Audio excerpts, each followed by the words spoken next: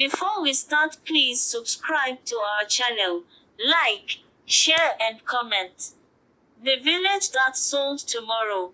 Long ago, in a quiet village called Obinora, hidden between tall palm trees and red earth roads, the people were known for one thing: patience. They were farmers, they were fishermen, they were singers of moonlight songs, but they were also very poor. Every year, the harvest grew smaller. Every year, the river dried a little more. And every year, the elders said the same thing: be patient, the ancestors are watching. But hunger does not listen to patience. One dry season, when even the goats began to cry from thirst, a stranger arrived. He came at night. He wore white cloth that did not gather dust. His feet left no footprints, and his voice sounded like wind passing through an empty hut. He called himself Uwarechi, the one who brings ease. He gathered the elders and spoke softly. I can fill your barns. I can make your river rise again. I can make your children laugh with full stomachs. The elders trembled. What do you want in return? They asked. The stranger smiled. Nothing you will miss, he said.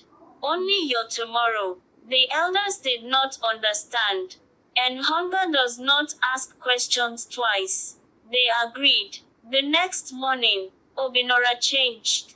The river overflowed. Fish jumped into baskets. Yams grew as big as newborn calves. Palm oil flowed richly. Laughter returned. The village celebrated for 7 days and 7 nights. They praised the stranger. They called him a blessing. But on the 8th day, the first child disappeared. Little Amaka. She had been playing under the udala tree. She was simply gone.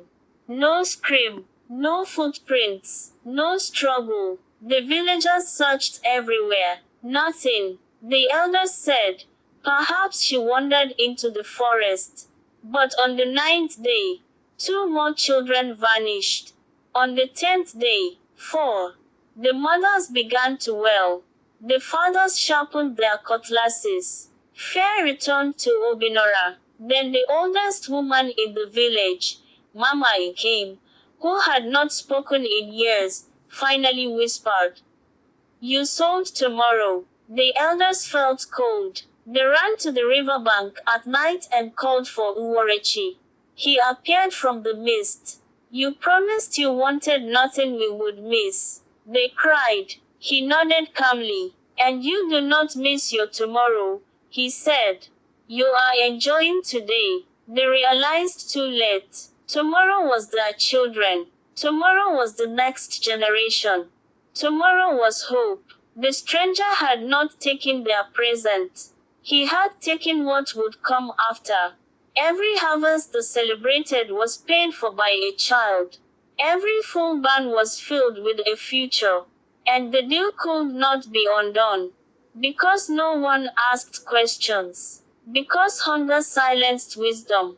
Because the elders chose comfort over sacrifice. Within a year, Obinora became rich. But it became silent. No children's laughter. No tiny footsteps. No new songs. Only adults. Growing older. Growing afraid. Until one day, there were no young people left to farm. No young women left to give birth. No boys left to fish. The barns were still full. But there was no one to eat. The river flowed. But there were no hands to cast nets. And slowly, the great village of Obinora died not from hunger, but from a decision. Moral of the folktale: when a people trade their future for comfort, they may feast today, but they bury tomorrow.